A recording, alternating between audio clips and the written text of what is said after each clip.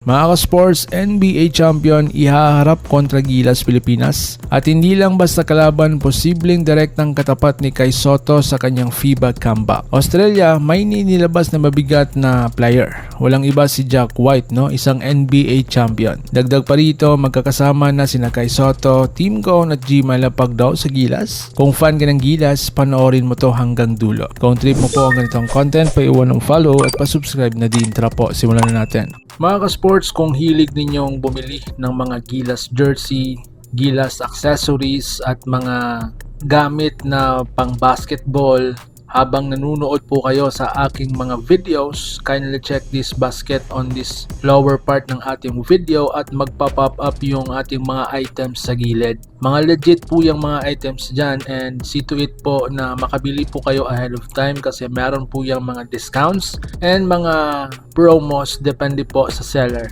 And also, kunting suporta din as a content creator po. Salamat!